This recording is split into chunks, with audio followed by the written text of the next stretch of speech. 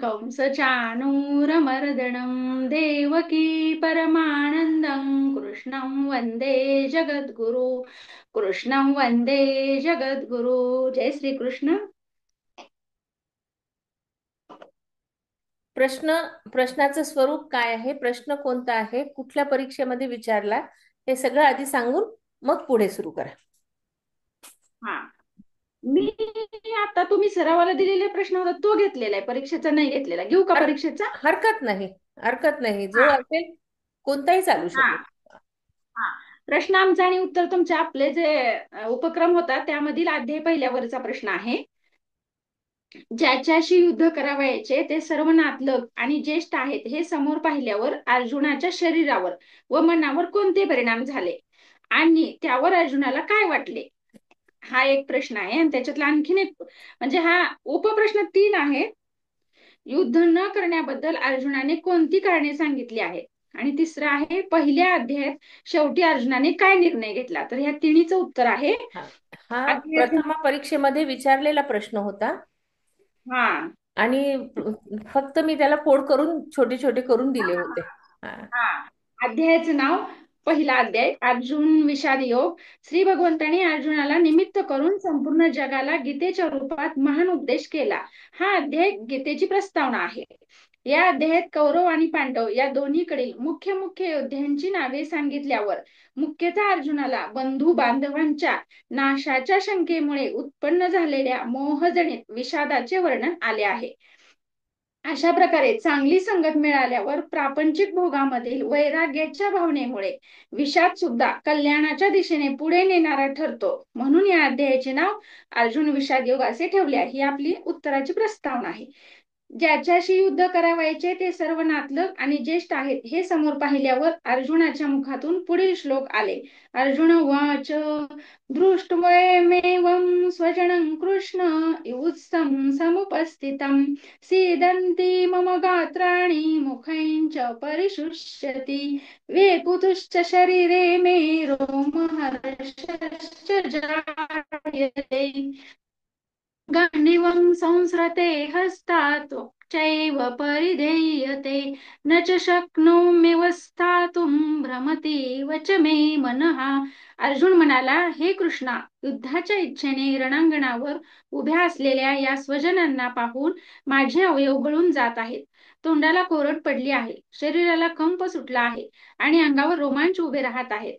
हातातून गांडीव धनुष्य गळून पडत आहे, अंगाचा दाह होत आहे. तसेच माझे मन भ्रमिष्ठासारखे झाले आहे, त्यामुळे मी उभा देखील राहू शकत नाही. येथे अर्जुनाचा असा अभिप्राय आहे की या महायुद्धाचा महाभयंकर परिणाम होणार आहे. माझ्या म्हणजे अर्जुन डोळ्यासमोर असलेले हे सर्व लहान थोर नातेवाईक व आत्मीय स्वजन मृत्युमुखी पडणार आहेत. या विचाराने अर्जुनाला मरणांतक पीडा होत आहे. त्याच्या मनात इतका भयंकर दाह व भय उत्पन्न झाले आहे की त्यामुळे त्याच्या शरीराची अशी दुर्दशा झालेली आहे. करुणाजन्य भिरुतेमुळे अर्जुनाची मोठी शोचनीय अवस्था झाली आहे. तिचे वर्णन करीत असताना अर्जुन म्हणत आहे, माझे सर्व अवयव शिथिल झाले आहेत. हातातील शक्ती निघून चालली आली असून हाताने गांडीव धनुष्य चढवून बाण चालवणे तर दूरच राहिले, मी ते पकडूही शकत नाही. धनुष्य हातातून निसटू लागले आहे.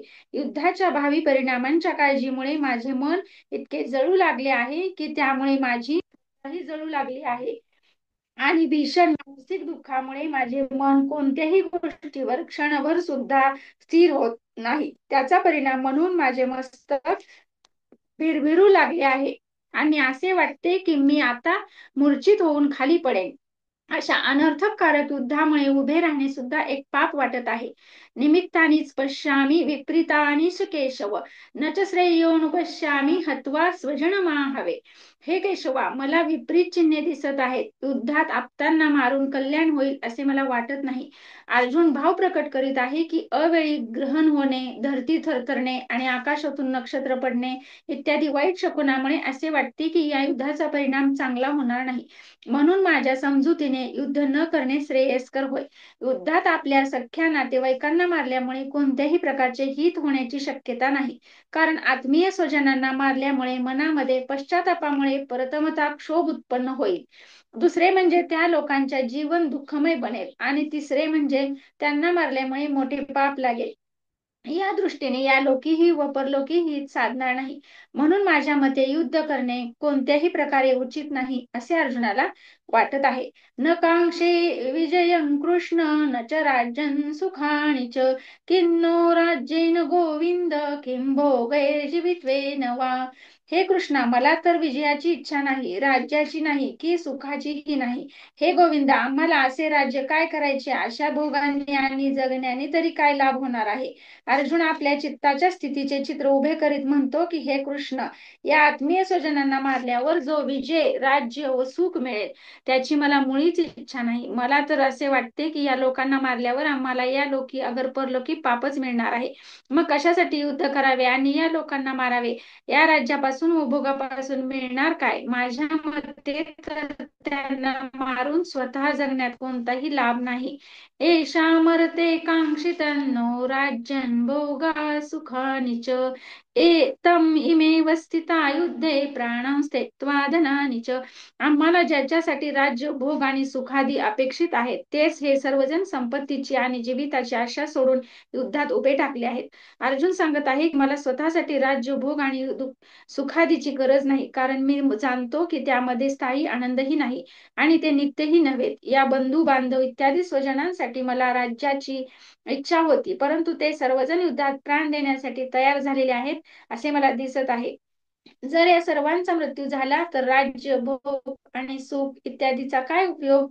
म्हणून युद्ध करणे हे कोणत्याही प्रकारे योग्य नव्हे. आचार्य पित्रा पुत्रास्तथैव च पितामहः मातुल स्वसुरा पौत्रा शाला संबंधिनस्तथा. गुरुजन, काका, मुलगे, आजे, मामे, सासरे, नातू, मेहुणे, त्याचप्रमाणे इतर आप्त आहेत. अर्जुनाला असे वाटते की जगात मनुष्य आपल्या आवडत्या नातेवाईकांसाठीच भोग्य वस्तूंचा संग्रह करीत असतो. जर हे सर्वच मारले जाणार असतील तर मग राज्यभोगाच्या प्राप्तीचा उपयोगच काय होणार? असेल राज्यभोग तर दुःखाचेच कारण होतील. एतान् हन्तुमिच्छामि घन्तोऽपि मधुसूदन अपि त्रैलोक्य राज्यस्य हेतो किन्नु महि कृते. हे मधुसूदना, हे मारण्यास तयार झाले तरी किंवा त्रैलोक्याच्या राज्यासाठीही मी या सर्वांना मारू इच्छित नाही. मग पृथ्वीची काय कथा? अर्जुनाला विचारले की तू त्रैलोक्याच्या राज्यासाठीही त्या लोकांना का मारू इच्छित नाहीस? त्यावेळी आपल्या संबंधितांना मारण्यात लाभ नसल्याचे व त्यात पापाची शक्यता अर्जुन सांगत आहेत. निहत्य धृतराष्ट्राणां का प्रीती सया जनार्दन पापमेवाश्रयेदस्मान् हत्वाैतान् तुतायिनः. हे जनार्दना, धृतराष्ट्राच्या मुलांना मारून आम्हाला कोणते सुख मिळणार? या आततायींना मारून आम्हाला पापच लागणार आहे.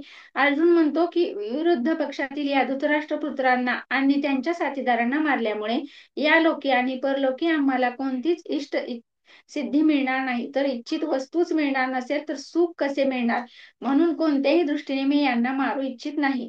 तस्मान्नार्हा वयं हन्तु धातराष्ट्रान् स्वबान्धवान् स्वजनी कथं हत्वा सुखिनः श्याम माधव. हे माधवा, आपल्या बांधवांना, धृतराष्ट्रांना आम्ही मारणे योग्य नाही, कारण आपल्याच कुटुंबियांना मारून आम्ही सुखी होऊ असे वाटत नाही.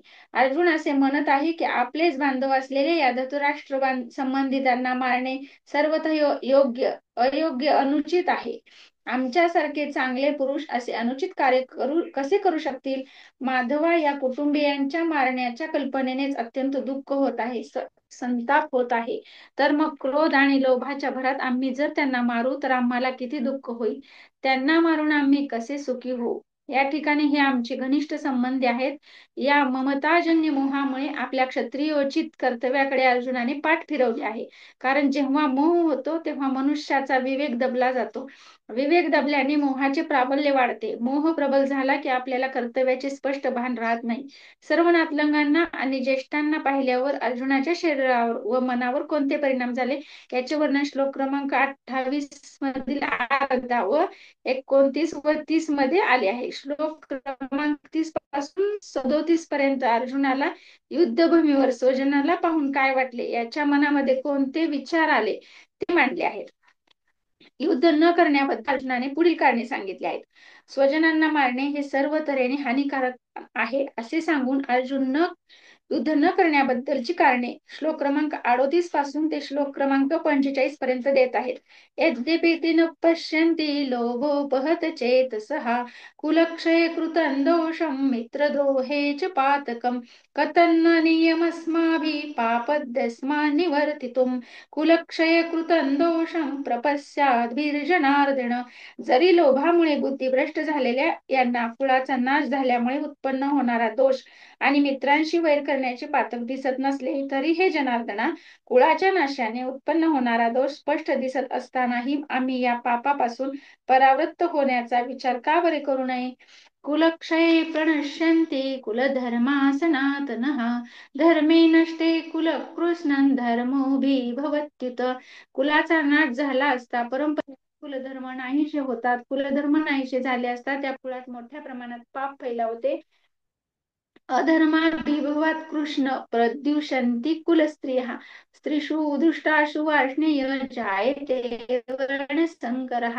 हे कृष्णा, पाप अधिक वाढल्याने कुळातील स्त्रिया अतिशय बिघडतात आणि हे वार्ष्णेय स्त्रिया बिघडल्या असता वर्ण व्यवस्थेचा नाश होतो. संकरो नरकायैव कुलज्ञानान् कुलस्य च पतन्ति पितरो हेषा लुप्तपिंडोदक क्रियाः. वर्णसंकर हा कुळाचा नाश करणाऱ्यांना आणि कुळाला नरकालाच नेतो. कारण श्राद्ध तर जलतर्पण इत्यादींना मुकलेले त्यांचे पितर अधोगतीला जातात. तो शरयते कुलज्ञानान् वर्णसंकर कारके उत्साद्यन्ते जाती धर्मा कुलधर्माश्च शाश्वताः. या वर्णसंकर करणाऱ्या दोषामुळे परंपरागत जाती धर्म आणि कुलधर्म उद्ध्वस्त होतात. उत्सन्न कुलधर्माणां मनुष्याणां जनार्दन नरके नियते वासो भवत्युनुसुश्रम. हे जनार्दना, ज्याचे कुलधर्म नाहीसे झाले आहेत अशा माणसांना अनिश्चित काळापर्यंत नरकात पडावे लागते असे आम्ही ऐकत आलो आहोत. येथे अर्जुन सांगत आहे की ज्याचे कुलधर्म व जातीधर्म नष्ट झालेले आहेत त्या अधर्मात सापडलेल्या सर्व लोकांना पापामुळे दीर्घकाळ कुंभीपाक व रौरव इत्यादी नरकात पडून तऱ्हेतऱ्हेच्या भीषण यमयातना भोगावे लागतात असे आम्ही परंपरेने ऐकत आलो आहोत. म्हणून कुलाचा नाशाचा प्रयत्न कधीही करू नये. अहो बत महत् पापं कुरुतु व्यवसिता वयम् यद्राज्य सुखलोभेन हन्तु स्वजनमुद्यताः. अरे रे, किती खेदाची गोष्ट आहे. आम्ही बुद्धिमान असून राज्य आणि सुख यांच्या लोभाने कुटुंबियांना ठार मारायला तयार झालो. हे केवढे मोठे पाप करायला उद्युक्त झालो बरे. अशा प्रकारे अर्जुनाने वरील सर्व श्लोकांमधून युद्ध न करण्याचे व युद्धामुळे होणाऱ्या परिणामाचे वर्णन केले आहे. पहिल्या अध्यायाच्या शेवटी अर्जुनाने काय निर्णय घेतला याचे वर्णन अध्यायाच्या शेवटी म्हणजे श्लोक क्रमांक 46 व 47 मध्ये सांगितले आहे. यदि माम प्रतिकारं शस्त्रं शस्त्रपाणयः धृतराष्ट्रारणे हन्तोस्तन्मे क्षेमतरं भवेत्. अर्जुन म्हणत आहे की जरी शस्त्ररहित व प्रतिकार न करणाऱ्या मला हातात शस्त्र घेतलेल्या धृतराष्ट्रपुत्रांनी रणात ठार मारले तरी ते मला अधिक कल्याणकारक ठरेल. अर्जुन येथे सांगत आहे की अशा प्रकारे युद्धाची घोषणा झाल्यावरही मी शस्त्र टाकून देईन आणि त्या लोकांना कोणतेही प्रतिकार करणार नाही, मग तेही कदाचित युद्ध करणार नाहीत आणि अशा रीतीने सर्व आत्मीय जनांचे रक्षण होईल. परंतु जर कदाचित त्यांनी असे न करता मला शस्त्रहीन व युद्ध निवृत्त समजून मारून टाकले तरीही ते मरण सुद्धा मला कल्याणकारक वाटेल. कारण एकतर मी कुलघाताच्या भयानक पापापासून वाचेन आणि दुसरे म्हणजे आपल्या नातेवाईकांचे व आत्मीय जनांचे रक्षण होईल. तिसरे म्हणजे कुलरक्षणाच्या महान पुण्यकर्मामुळे परमपदाची प्राप्ती ही मला सुलभ होईल. अर्जुन वरील प्रकारे प्रतिकाररहित मरणामुळे कुलाचे रक्षण आणि आपले कल्याण निश्चितपणे होईल असे मानत आहे. म्हणून त्याने अशा मरणास अत्यंत कल्याणप्रद असे म्हटले आहे. कृष्णांना एवढे सांगितल्यावर अर्जुनाने काय केले अशी जिज्ञासा उत्पन्न झाली असता अर्जुनाची स्थिती सांगताना संजय उवाच एवमुक्त्वा सांख्ये रथोपस्थ उपविशत् विसृज्य सशरं चापै शोकसंविघ्नमानसः. संजय म्हणाला, रणांगणावर दुःखाने उद्विग्न मन झालेला अर्जुन एवढे बोलून बाणासह धनुष्य टाकून देऊन रथाच्या मागील भागात जाऊन बसला. संजय असे म्हणत आहे की विषादमग्न अर्जुनाने इतके सांगून बाणासहित गांडीव धनुष्य खाली ठेवले आणि तो रथाच्या मागील भागी मौन धारण करून बसला व नाना प्रकारच्या चिंतनामध्ये मग्न झाला. त्याच्या मनात कुलनाश आणि त्यापासून होणारे भयानक पाप व पापाचे फळ याचे भीषण चित्र नेत्र येऊ लागले. त्याच्या मुखावर विषाद पसरला आणि त्याचे नेत्र शोकाकुल झाले. अर्जुन जेव्हा सैन्याचे निरीक्षण करतो तेव्हा ज्यांना मारावायचे आहे तो सगळा आपला परिवार आहे, आप्तमित्र स्वजन आहेत असे त्याला दिसते. जेवढा आपला संबंध तेवढेच आपले जग असे प्रत्येकाला वाटत असते. इथे अर्जुनालाही तसेच वाटले आहे. दयाशीलतेच्या पहिल्या टप्प्यात पारिवारिक मोह अडसर स्वरूप बाधक ठरत असतो. परंतु जेव्हा साधकाला समजते की या मधुर संबंधानेच भयंकर विच्छेद होणार आहे, आपण त्यांना जसे समजतो तसे ते संबंध मधुर नाहीत, तेव्हा साधक घाबराघुबरा होतो. त्याला प्रथम स्वजन शक्तीला मारणे अयोग्य अनिष्ट वाटते व म्हणून तो प्रचलित रूढीमध्येच आपल्या संरक्षणाचा उपाय शोधू लागतो. येथे अर्जुनाने असेच केले आहे. येथे तो म्हणतो, कुलधर्म हा सनातन शाश्वत धर्म आहे. या युद्धामुळे हा सनातन धर्म नष्ट होईल. कुळातील स्त्रियांचे अधपतन होईल, त्यातून वर्णसंकर होईल व त्यामुळे छान लिहिलात ते. हा. अजून कोणाला काही बोलायचं का ह्याच प्रश्नावर? हा प्रश्न कोणत्या परीक्षेतील आहे? हा प्रथमा परीक्षेमधला आहे ते. अच्छा अच्छा, हा ठीक आहे. आणि हॅलो, अध्याय मी पहिला. बोलू का? हो हा बोला. सुचेता, एक मिनिट. की हा प्रश्नाचं उत्तर लिहायचं आहे, श्लोक आणि उत्तर असं नाही आहे. पूर्ण सगळ्या जितके श्लोक आहे त्या उत्तरांचं संपूर्ण मतितार्थ काय आहे हे पूर्ण पॅरेग्राफ मध्ये लिहायचं. श्लोक लिहायचे नाहीच आहेत आपल्याला, कारण की असं लिहिण्यात म्हणजे खूप वेळ जाईल ना. तर पूर्ण आपल्याला जो प्रश्न जसा विचारला वाक्य, त्या वाक्यामध्ये आपल्याला उत्तर लिहायचं आहे. त्याच्यामुळे फक्त श्लोकाचे अर्थ नाही करायचं. नाही, प्रश्नाच्या संबंधित गीतेमध्ये कोणता श्लोक आहे हे आपल्याला हा, सांगावंच मग ते लागेल ना. नंबर सांगा. तुम्ही फक्त ते नंबर सांगा, मग याच्यामध्ये खूप वेळ जातो ना नुसते श्लोक वाचण्यामध्ये. सांगताय का तुम्ही? हा हा, तर नाही फक्त श्लोकाचे नंबर सांगा. पूर्ण वाच अर्थ काय? नाही ताई, वाचलं तर आपल्याला लक्षात येईल पटकन. इथे वाचलं तर नाही तर पण मग आपल्याला हा लक्षात पण येणार पण नाही. पण आपल्याला इथे जास्तीत जास्त उत्तरांचं वाचन करायचं आहे ना, म्हणून माझं म्हणणं होतं. हा हरकत नाही ना, हा आपण हा घेऊयात, जास्तीत जास्त घेऊयात, पण हा श्लोकासहित घेऊयात, म्हणजे मग पूर्ण व्यवस्थित लक्षात येईल. हा, हा किंवा आपण जसं परीक्षेत उत्तर लिहितो ना तसं उत्तर लिहिलेलं असेल तर ते वाचन करा. आता कोणीतरी म्हणे ना की माझ्याकडे पेपर आहे मागच्या वर्षीचा, ते वाचू का? हा हा, जे उत्तर लिहून आपल्याला झालेलं आहे तसं वाचलं तरी हरकत नाही. फक्त जसं आपण उत्तर लिहितो तसं उत्तराची अपेक्षा ठेवा, म्हणजे आपल्याला कळेल. असं आहे की कसं लिहायचं, प्रेझेंटेशन कसं असावं उत्तराचं, असं ब- असं मला वाटतं. कोण म्हणजे कोण कसं की वाचतो? हा तुम्ही एखादं हो, वाचता? नाही मी तर इथे आहे, माझ्याकडे तर काही नाहीये. काहीच नाहीये का? नाही, बर. लंडनला काही ठीक आहे, नाही. मी हरकत नंतर वाचेल, 18 अध्याय घेईन मी. नाही. बर, चालेल ताई. हा, घेईल नक्की घेईल. ओके. अं, अजून कोण वाचणार होतं ताई पुढे? नाही, कल्पना नाही छानच वाचलंय, तशा प्रश्नच नाही आहे. आणि श्लोक सांगितले तरच समजेल आम्हाला, नाहीतर आणि मग हा आपण काय करतो, फक्त कानाने ऐकतो आणि मनाने सोडून देतो, असं होतं कामा नये. हा नाहीच आहे, म्हणजे आपण सुट्टीत सरावासाठी काढलेला आहे. बरोबर आहे, बरोबर. नाही, आणि हा प्रश्न आलेला आहे त्याच्यामध्ये, आपल्या परीक्षेमध्ये सुद्धा हा प्रश्न आलेला आहे. कारण प्रश्न पहिल्यामध्ये हा एकच प्रश्न आहे जो की आपल्याला नेहमी नेहमी वारंवार येऊ शकतो. आता माझ्याकडे आणखीन तो दुसरा पण प्रश्न आहे. हम्म कोणत्याने निर्भसना केल्यावर अर्जुनाने आपली मनस्थिती कोणत्या शब्दात व्यक्त केली? ब- वाचा, बघू फक्त कोण. थोडं हळूनी वाचा. हा थोडं हळूनी वाचा, म्हणजे मग हो, पूर्ण. हा चालेल. कोणी तयार नसेल तर घेऊ द्या, नसेल तर मग मी हा एवढा एक हरकत नाही, वाचते. तुम्ही वाचा आधी, एकेकाला घेऊयात आपण. हा. हा, भगवंतानी निर्भसना केल्यावर अर्जुनाने आपली मनस्थिती कोणत्या शब्दात व्यक्त केली? अध्याय 2 मधील दुसऱ्या व तिसऱ्या श्लोकात भगवान श्रीकृष्णाने अर्जुनाच्या मोहाची भीरुतायुक्त विषादाची. अच्छा अच्छा, हा. हा, हे असं लिहिलेलं आहे कागदाने. ते पण कोणत्या ना कोणत्या पुस्तकात मधून घेतलेलं आहे आपलं.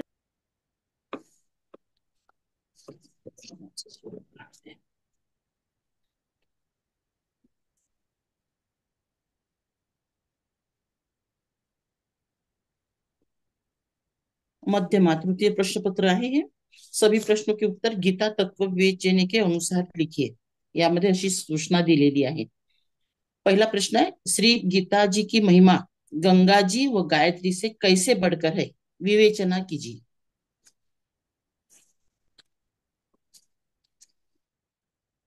तर श्रीमद भगवद्गीतेमध्ये गंगाजी आणि गीताजीचा उल्लेख 10व्या अध्यायामध्ये विभूती योगाच्या दृष्टिकोनातून आलेला आहे. पण श्लोक 31 आणि 35 मध्ये. 31 मध्ये गंगाजीचा उल्लेख आहे की गंगा ही माझी वाहत असणाऱ्या नद्यांमध्ये गंगा ही सर्वश्रेष्ठ आहे आणि गायत्री देवता ही सगळ्यात श्रेष्ठ आहे, अशी 35व्या श्लोकामध्ये त्याचा उल्लेख आहे. तर यामध्ये आपल्याला असं दिसून येते की आणि स्वाभाविकच आणि भगवंतांनी म्हणत असताना सांगितलेलं आहे की ह्या सर्व विभूती जे मी सांगत आहे ते माझा एक अंश आहे.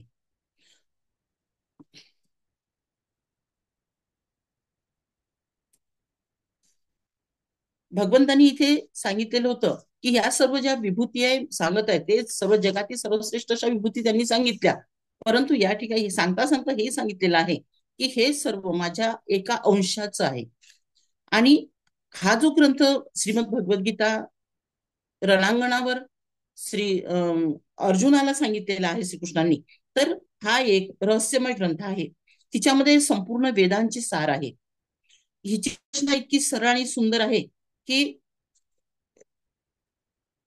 थोडासा अभ्यास केल्यास मनुष्य ही सहजपणे समजू शकतो, परंतु हिचा आशय इतका गूढ आणि गंभीर आहे की जन्मभर सतत अभ्यास करत राहिले तरी त्याचा शेवट होत नाही.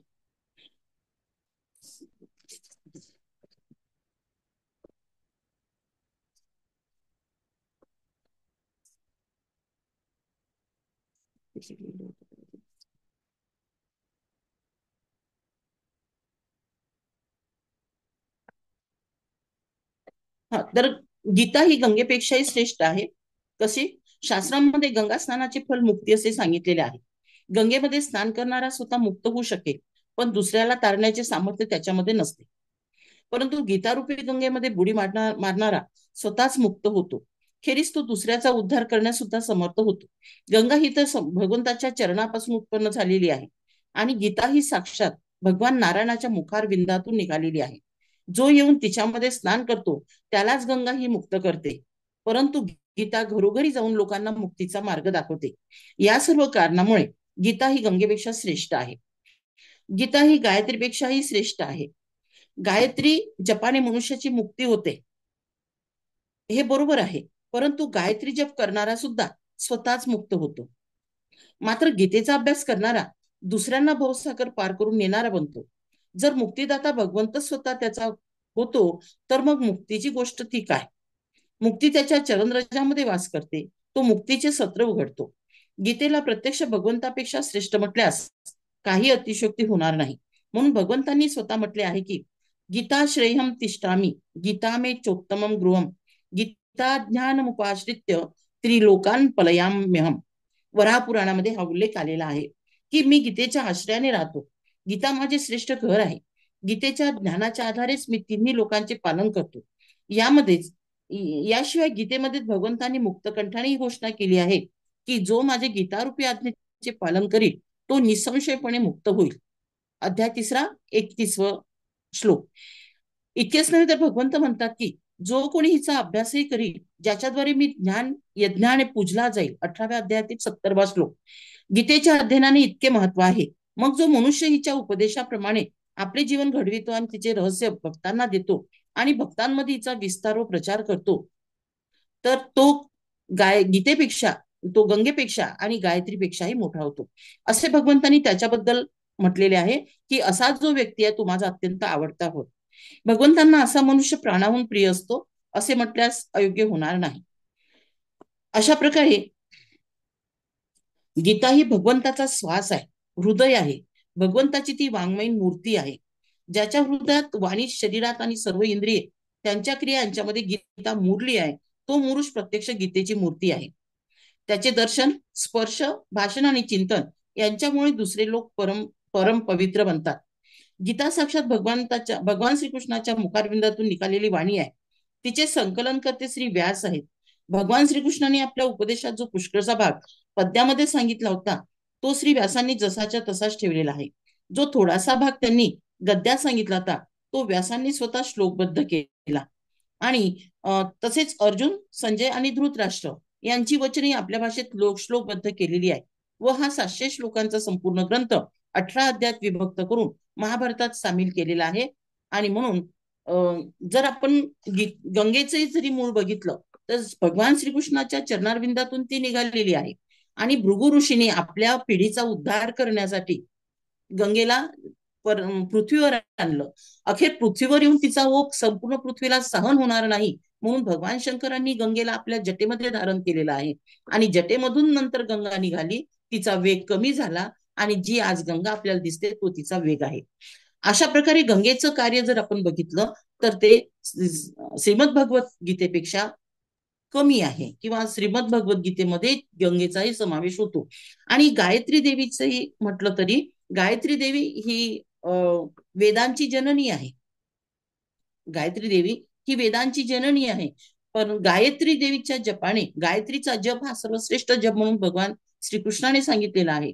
गायत्रीच्या जपाने मनुष्याची मुक्ती होते, परंतु गायत्री जप करणारा सुद्धा फक्त स्वतः मुक्त होतो, दुसरा नाही.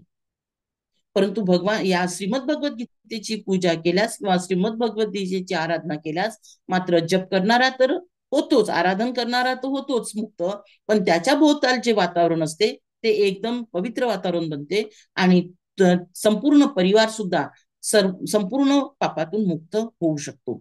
आणि अशा प्रकारे श्रीमद भगवद्गीतेचं महत्व गंगा आणि गायत्री यांच्यापेक्षा विस्तारपूर्वक आहे किंवा काय म्हटलेलं या प्रश्नामध्ये श्रेष्ठ आहे. श्रेष्ठ आहे. हो, बडकर आहे, बडकर आहे, म्हणजे श्रेष्ठ आहे. आपल्याला या प्रश्नामध्ये आपल्याला गंगेचं महत्व, गायत्रीचं महत्व आणि त्याच्यानंतर गीतेचं महत्व सांगणं आवश्यक आहे. कारण हो गंगा हो आणि गायत्री ह्या दोन्ही श्रेष्ठ आहेतच, तर मग त्या का हो श्रेष्ठ आहेत आणि त्यांच्यापेक्षाही गीता का श्रेष्ठ आहे हे गीता खूप का श्रेष्ठ. महत्वाचं आहे. हो हो ताई, बरोबर. तत्वविवेचनीमध्ये खूप सुंदर आहे सुरुवातीलाच ते प्रश्न. हो हो त्याच्यातून लिहिलात का? हो, हो, त्याच्यातूनच लिहिलं असणार आहे. वाचलेलं. बरोबर.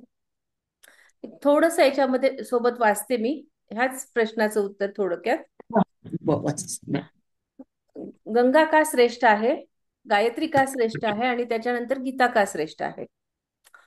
तर गंगेचे पाणी हजारो वर्ष शुद्ध राहते. म्हणजे कधीही जर त्याचं आपण हे बघितलं तर ते शुद्धच पाणी कायम शुद्ध असतं, अशुद्ध होत नाही. त्याच्यामध्ये काही केमिकल्स असे आहेत की त्याला पाण्याला शुद्ध, अगदी कायम शुद्ध ठेवण्याची त्याच्यामध्ये कला आहे. कला आहे. आणि ते जे औषधी गुणतत्व आहे त्याच्यामुळे गंगा ही शुद्ध मानली जाते आणि ती पवित्र मानली जाते. त्याच्यानंतर शास्त्रात वर्णन आहे की गंगा स्नानाने, दर्शनाने किंवा स्मरणानेही पाप नष्ट होतात. त्याच्यानंतर गंगेला भागीरथी म्हणून देवत्व प्राप्त आहे. ती स्वर्गातून पृथ्वीवर अवतरली, त्यामुळे ती लोककल्याणासाठी समर्पित आहे. गंगेचे पाणी जीवनासाठी उपयुक्त आहे आणि तिची उपासना मनाला शांती देते. हे 3 ते 4 फक्त गंगेसाठी आपण पॉइंट सांगितले होते. आता गायत्री का श्रेष्ठ आहे, तर गायत्री मंत्र हा ऋग्वेदातील अत्यंत पवित्र मंत्र आहे, ज्याला वेदमाता असे सुद्धा म्हणले जातं. या मंत्रात संपूर्ण वेदांचा सार आहे. ओम भूर्भुवः स्वः या त्रिपदीने संपूर्ण सृष्टीचा आव्हान आणि धियो यो न प्रचोदयात ही प्रार्थना आहे. याच्यामध्ये गायत्री जपाने चित्त शुद्ध होते, स्मरणशक्ती वाढते आणि आध्यात्मिक प्रगती होते. स्त्री, पुरुष, वृद्ध, तरुण सर्वांसाठी उपयुक्त आणि सार्वत्रिक मानसिक समाधान देणारा गायत्री मंत्र आहे. आता ह्या दोन्हीपेक्षाही गीता का श्रेष्ठ मानली जाते, त्याचं छोटस उत्तर. गीता केवळ पवित्र नदी किंवा मंत्रापुरती मर्यादित नाही, तर ती संपूर्ण जीवनासाठी मार्गदर्शक ग्रंथ आहे. म्हणजे नुसतं आपण एका पर्टिक्युलर भागाचा आपण विचार नाही करत आहोत, तर गीतेमुळे काय होणार आहे, तर पूर्ण जीवनासाठी ती मार्गदर्शक तत्व म्हणून आपण त्याचा अभ्यास करत आहोत. त्याच्यानंतर गंगे स्नान शरीर शुद्ध करतं, तर गायत्री मन आणि बुद्धी शुद्ध करते. पण गीता ज्ञान, भक्ती, कर्म आणि योग या 4ही मार्गाचा संगम करून जीवनाला एक वेगळी दिशा देते. गीता प्रत्येक परिस्थितीत युद्ध, संकट, मोह, गोंधळ कोणत्याही परिस्थितीमध्ये योग्य निर्णय घेण्यासाठी तत्वज्ञान देते. म्हणजे मनाची जर कुठली अवस्था असेल तर त्या प्रत्येक मनाच्या अवस्थेचं उत्तर आपल्याला गीता ह्या ग्रंथामधून मिळतं. जसं की आपण गायत्रीमध्ये नाही मिळू शकणार किंवा आपण गंगेमध्ये हे उत्तर नाही मिळू शकणार, तर जीवनाचं प्रत्येक प्रत्येक काय म्हणू आपण त्याला, प्रत्येक टप्प्यावरचं प्रश्नाचं उत्तर जे आहे हे आपल्याला गीता ग्रंथ देते. मिळते. गीतेचे श्रवण, मनन आणि आचरण केल्याने केवळ पापक्षालन होत नाही, तर जन्म मृत्यूच्या बंधनातून मुक्ती मिळते. म्हणजे म्हणून आपण सतत अभ्यासायची, सतत वाचायची आणि सतत त्याचं मनन केलं पाहिजे. तर काय होतं, तर जीवन मुक्त होऊन जातं पूर्ण, आपल्याला मुक्ती मिळून जाते पूर्णपणे. आणि गीता ही परब्रह्माचा थेट उपदेश असल्याने तिचे महत्व सर्वोच्च आहे. हे 3 ते 4 पॉइंट्स आपण याच्यामध्ये सांगू शकतो. आता दुसरा प्रश्न सुरू करा.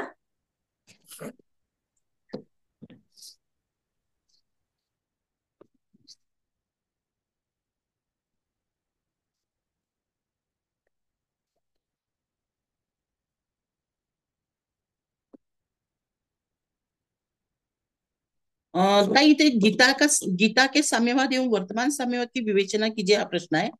तर त्याचा साम्यवाद आम्हाला दिसलाच नाही. कोणता साम्यवाद आहे? तर वर्तमान साम्यवादाबद्दल लिहू शकू आपण. ठीक आहे ना. जे नाही आलं आपण ते परत डिस्कस करूयात. जे तुम्ही लिहिलेलं आहे तेवढं वाचा, हरकत नाही. जे नाही झालेलं ते परत आपण एक दिवस घेऊयात, की जे तुम्हाला नाही जमत आहे परत आपण दुसऱ्या वेळेस घेऊयात. हा, तत्वविवेचनेमध्येच या स्वयं पद्मनाभस्य मुखपद्मात विनिस्मृता या महाभारत श्लोकाचं रहस्य प्रगट केलेलं आहे. आणि हा इथे तृतीय प्रश्नपत्रिकेमधला हा 5वा प्रश्न आहे, 10 मार्काचा. तुम्ही सोडवला का तो? नाही, याच्यामध्येच आहे. मी टिक मार्क करून नाही, ठेवलेली आहे. ठीक आहे ना. आपण फक्त आज आपण जे सोडवलेत ना ते घेऊयात. नाही तर मग दुसऱ्यांना एखादा जर तुम्ही सोडवला असेल तर तुम्ही वाचा, नाही तर अजून कोणी. नाहीये, मी फक्त टिक मार्क करून ठेवली. कारण वेळ नको जायला आपला. बरोबर.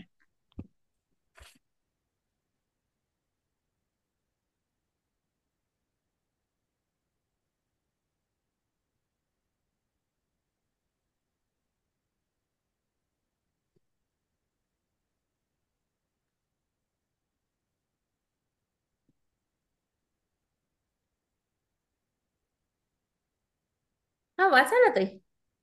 मी वाचू का मग? हो हो, तुमच्यासाठी. आता म्हटलं ना, मी तयार नाही केलेल्या प्रश्नपत्रिका अजून. टिक मार्क ठेवते, तेवढंच वाचायचं आहे. म्हणून मी शांत राहते. कोणाला वाचू शकतो. अजून कोण वाचतं? अपर्णा ताई.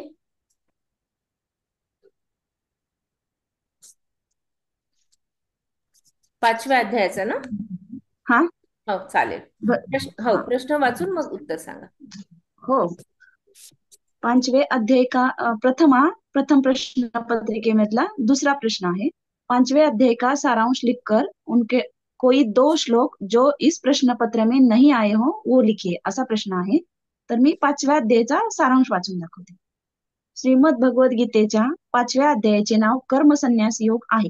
या 5व्या अध्यायामध्ये अर्जुनाने त्याच्या मनात जो संभ्रम निर्माण झाला होता की कर्मश्रेष्ठ की कर्मसन्यास श्रेष्ठ, अशा द्विधा मनस्थितीत काय करावे हे भगवंताला विचारलेले आहे. या अध्यायातील पहिल्या श्लोकामध्ये सांख्ययोग व कर्मयोग यांच्या श्रेष्ठतेसंबंधी अर्जुनाने प्रश्न विचारलेला आहे. याचे उत्तर देताना भगवंतांनी सांख्ययोग व कर्मयोग दोन्हीही कल्याणकारक आहेत असे सांगून कर्मसन्यासपेक्षा कर्मयोग हा श्रेष्ठ असल्याचे सांगितले आहे.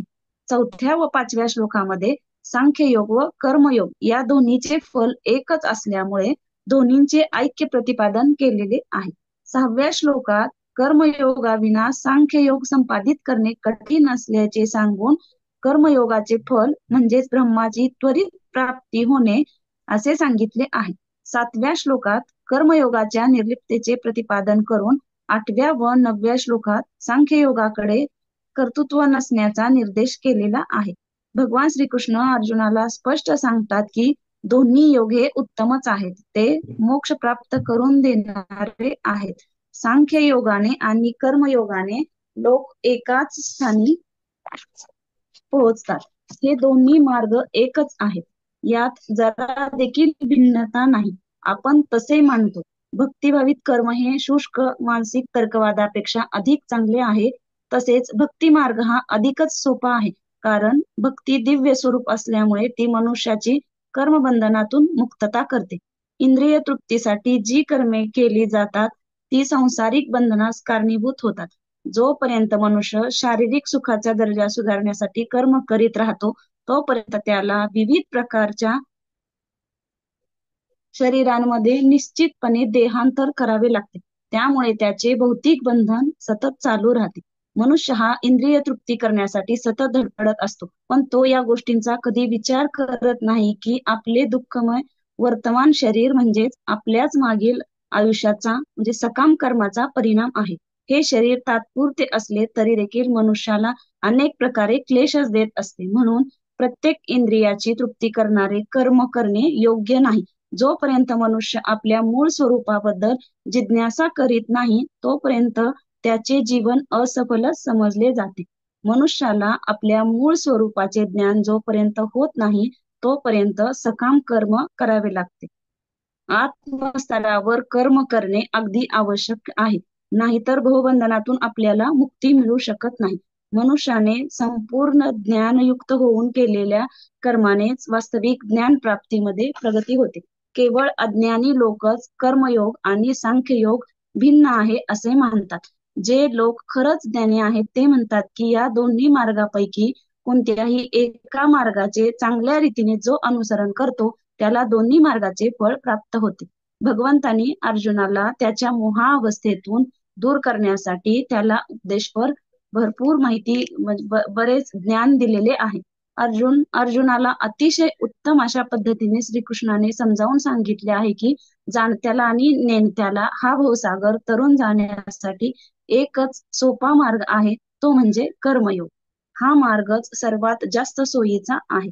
कर्मसन्यासी जे असतात त्यांना एखादी गोष्ट मिळाली काय किंवा न मिळाली काय त्याला त्यांचे काहीच वाईट वाटत नाही. खरं तर ज्ञान मार्ग आणि कर्म मार्ग म्हणजेच योग यांच्यात भेद नाही. हे त्या दोन्ही मधले अभिन्नत्व तो जाणतो ना जाणतो तोच खरा ज्ञानी होय. जो कर्म मार्गाचा अवलंब करतो तो ब्रह्मरूपी पर्वतावर लवकर चढून जातो. ज्ञानी योगी हे देहाने कर्म करत असतात, पण मनाने मात्र ते त्या ईश्वरी तत्वाशी एकरूप होऊन गेलेले असतात. आपण जे कर्म करतो त्या कर्माचा करता मी नाही तर कोणीतरी दुसरा आहे हा त्यांच्या मनात दृढ भाव असतो. कर्म करून देखील फळाची अपेक्षा न करता कर्म केले जाते, ते केवळ सद्गुरूंच्या मुळेच साधते. तेच गुरुज्ञानाने हे वैचारिक परिवर्तन घडवून आणतात. तेच आत्मज्ञान जागून अहंकर्ताचा या देहाचा अहंकार दूर करतात. ज्यांनी ब्रह्मतत्व तसेच आत्मसुखाचा अनुभव घेतला नाही अशा अज्ञानी जीवांना केवळ विषय सुखच चांगले वाटत असते. ते अज्ञानाने विषयापासून होणाऱ्या दुःखालाच अज्ञानापोटी सुख मानत असतात. अर्जुना, मला तुला हेच सांगायचे आहे की तू खऱ्या अर्थाने ज्ञानी पुरुषासारखा हो. तू ह्या बाह्य सुखाच्या आहारी जाऊ नकोस. श्रीकृष्ण परमात्मा अर्जुनास सांगतो की हे पार्था, एकदा का ज्यांनी आत्मसुखाच्या डोहात बुडी मारली आहे ते आत्मस्वरूपच होऊन जातात. जेव्हा भगवंतांनी अर्जुनाला हा योगाचा, युक्तीचा आणि साधनेचा मार्ग सांगितला, तेव्हा चाणाक्ष, ज्ञानी आणि मर्म ओळखणारा अर्जुन सुद्धा थोडा विचारात पडला. हे सारे त्याला थोडे चमत्कारिक आहे असे वाटले, पण देवांनी अर्जुनाच्या मनाची ही अवस्था ओळखली होती आणि भगवंतांनी मुद्दाम अर्जुनाला विचारले की मी जे काही सांगितले ते ऐकून तू संतुष्ट झाला आहेस की नाही. त्यावर अर्जुन म्हणाला, बाकी काही म्हण कृष्णा, पण तू जो मार्ग सांगितला आहेस ना तो काहीसा साधा, सोपा आणि सरळ आहे असे मनास निश्चितच वाटते. कृष्णाच्या मनातले अर्जुनावरचे पाझरलेले प्रेम म्हणावे की त्याच्यासाठी कृष्णाने केलेली स्नेहसृष्टी म्हणावी हे काहीच कळत नाही. श्रीहरीच्या अर्जुनावरील प्रेमाबद्दल बोलावे तेवढे कमीच पडते. त्या दोघांच्या स्नेहाचे आपण काय वर्णन करावे आणि ते वर्णन करण्यास आपले शब्द देखील कमी पडतील.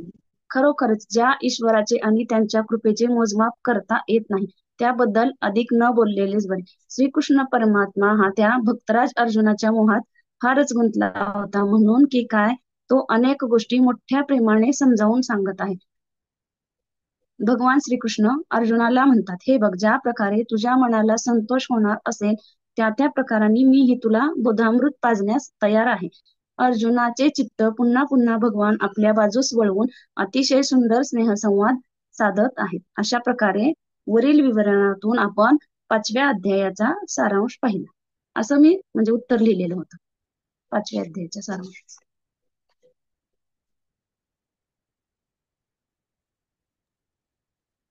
छान ते. अजून एखादं वाचता? हो ताई, हो.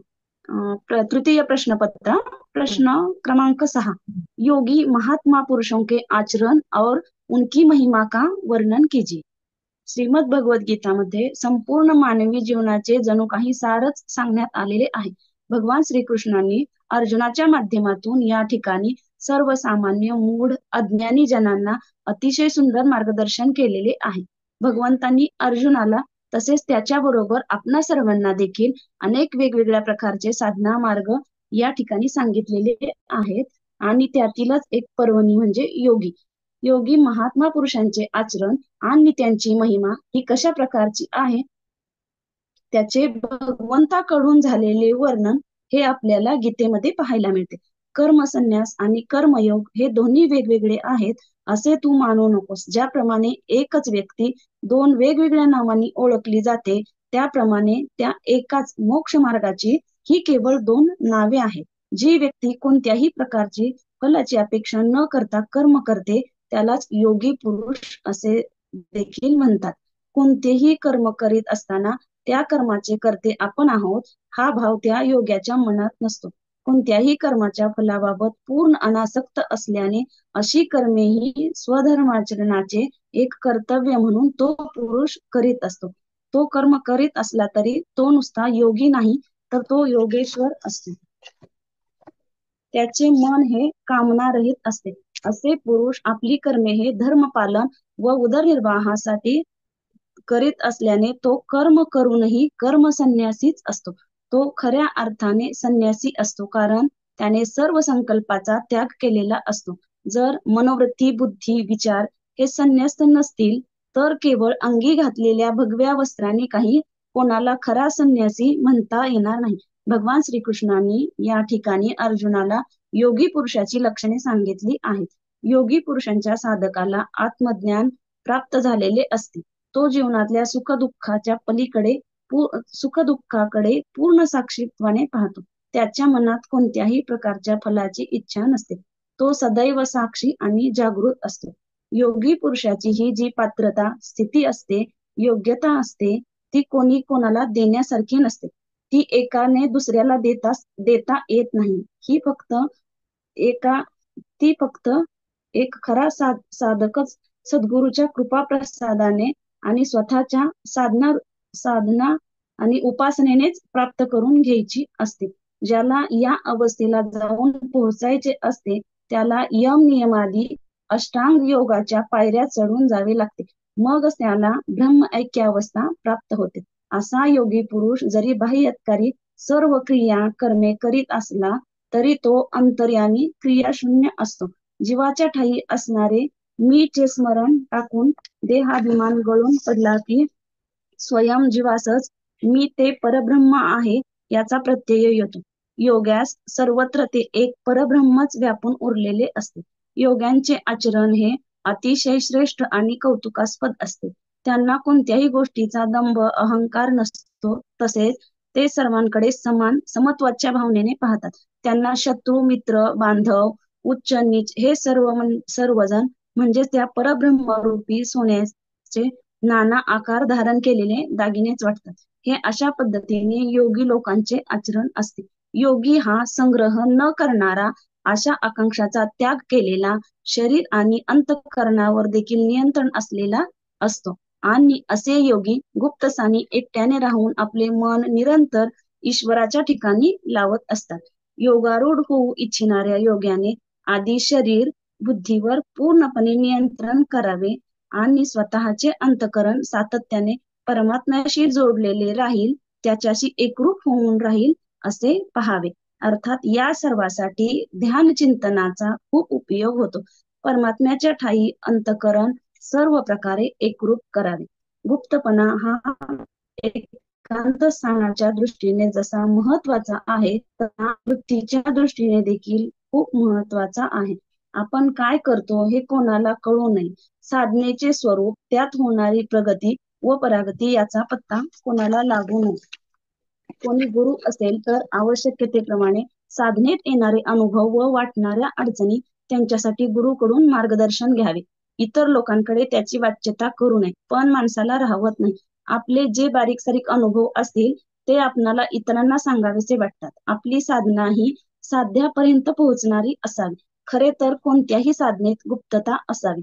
कोणत्याही साधना, विशेषतः ध्यान मार्गातील साधना तरी एकट्याने एकाकीपणे करीत असावी. पण सामान्य माणसाचे सुरुवातीला तरी साधनेत मन लागत नाही. त्याला चंचलता येते, धीर सुटतो. काहींना तर आपण जे करत आहोत ते चुकत आहे असे वाटते, काहींना लाज वाटते. परंतु हे सर्व सोडून प्रत्येकाने ध्यान मार्गात येण्याची खूप गरज आहे. ध्यानामुळे मनाला स्थिरता प्राप्त होऊन परमार्थिक साध्य प्राप्त होते.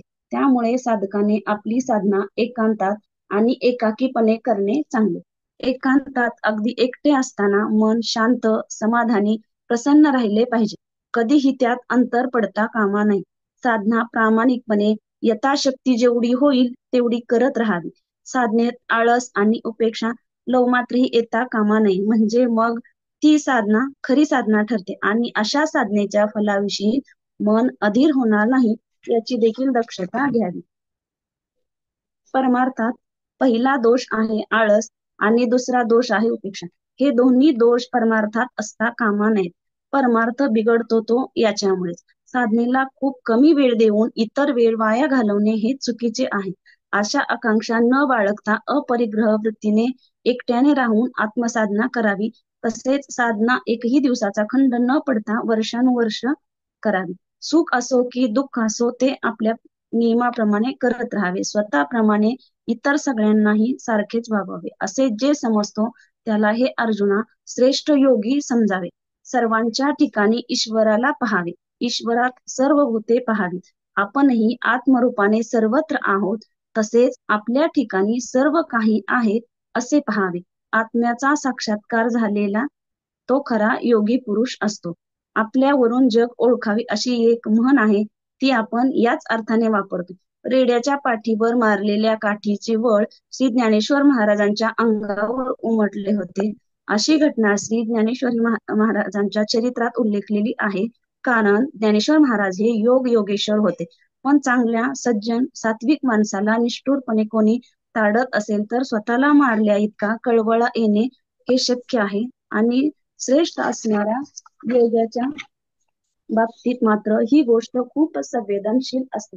श्रेष्ठ योगाच्या संदर्भात ही स्थिती खूप व्यापक असते. अशा प्रकारे सर्वसाधारण योगी लोकांचे आचरण हे शुद्ध, सात्विक आणि समाजाला अत्यंत उपयोगी तसेच लाभदायक आहे असे म्हणण्यास काहीच हरकत नाही. आता आपण यापुढे योगी महान पुरुषाची महिमा म्हणजेच त्यांची महानता पाहूयात. भगवंतांनी योगाचे, खरे तर योग साधलेल्या योग्याचे अतिशय सविस्तर वर्णन केलेले आहे. तसेच योगाची थोरवी देखील गायली आहे.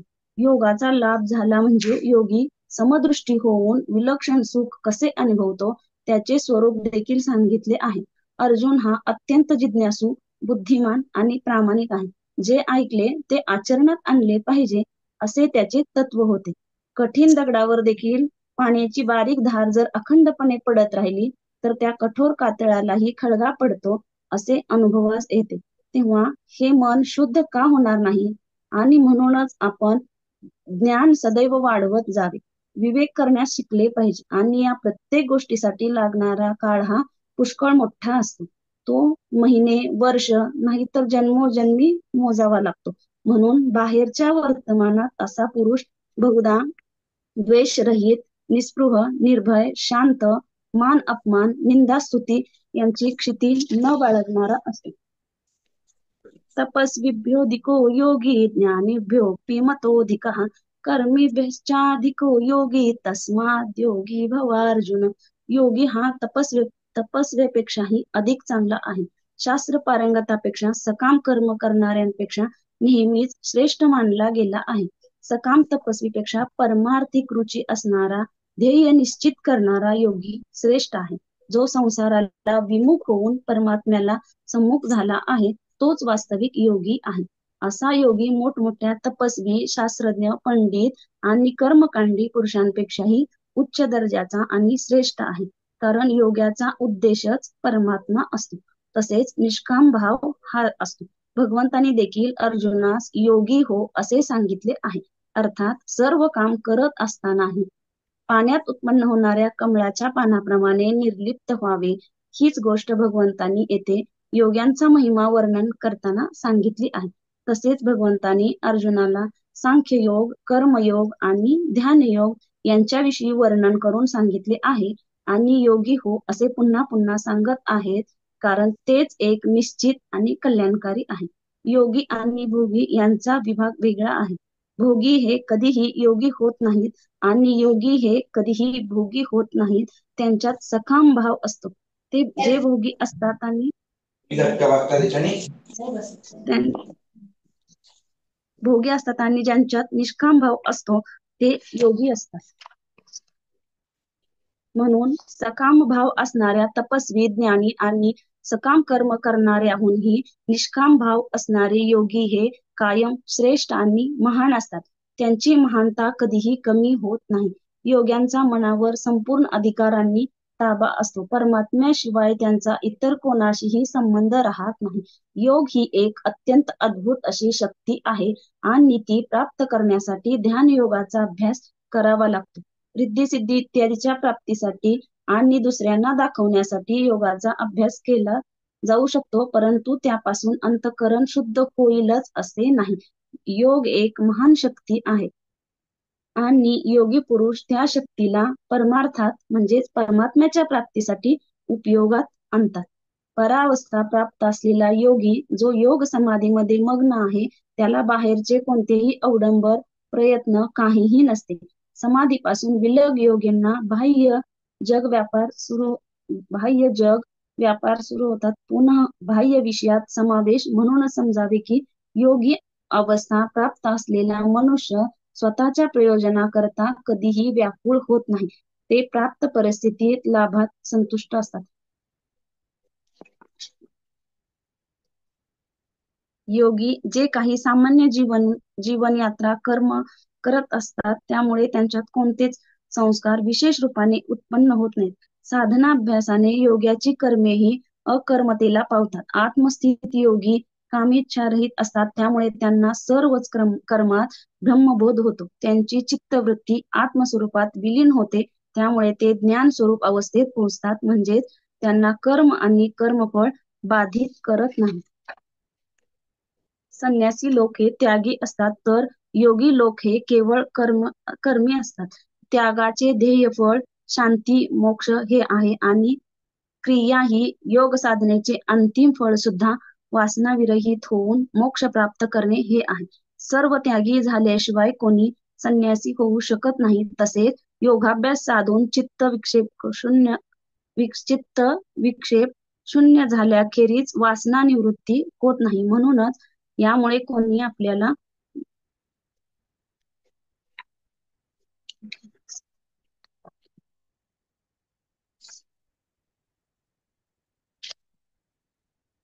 ही कपीची दोन शेवटच्या लाईनचं थोडस हे नाही हलवर झाले.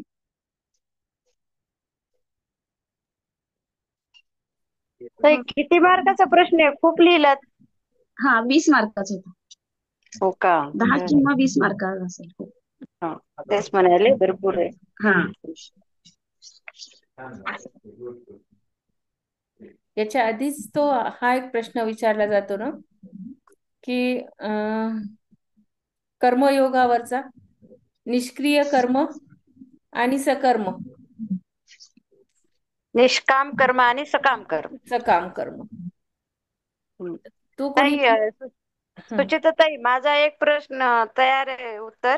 आता खूप उशीर झालाय पण. उद्या वाचा, आता उद्या वाचा. हो हो, माझं ते हा प्रश्न आहे की 1 ते 6 अध्यायामध्ये श्लोक किती आहेत आणि कोणाचे किती आहेत?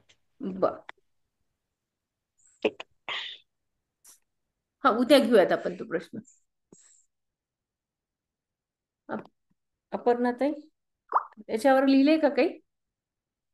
कुठल्या प्रश्नावरती ताई? निष्क्रिय कर्म आणि सकाम कर्म. कितव्या प्रश्नपत्रिकेतला आहे तो? दुसऱ्या तिसऱ्या असं म्हणजे वरती टायटल हे करून ठेवलेलं आहे ना प्रिंट करताना. हा. कितव्या प्रश्नपत्रिकेत? नाही, अध्याय 3 फक्त. मग ते कर्मयोगाचेच परत परत रिपीट होत. बर तिसरा.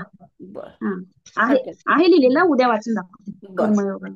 चालेल चालेल. मग आपण थांबूया तिथे. अजून कोणाला काही विचारायचंय का? जे अवघड प्रश्न असतील ते तुम्ही ग्रुपवर टाका, म्हणजे मग त्याचे उत्तर शोधून काढल्या जातील. ज्यांना जे प्रश्न येत नाहीत त्यांनी ग्रुपवर टाकायला हे करा, म्हणजे मग प्रत्येकापर्यंत ते प्रश्न आपण त्याचे उत्तर शोधायचा प्रयत्न करूयात. शेवटची प्रार्थना घेतात आहे. हो.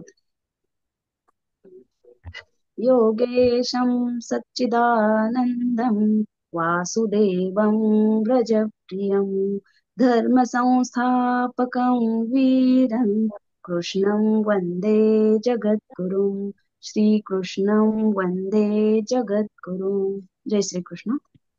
जय श्री कृष्ण. ग्रुपवर टाकताना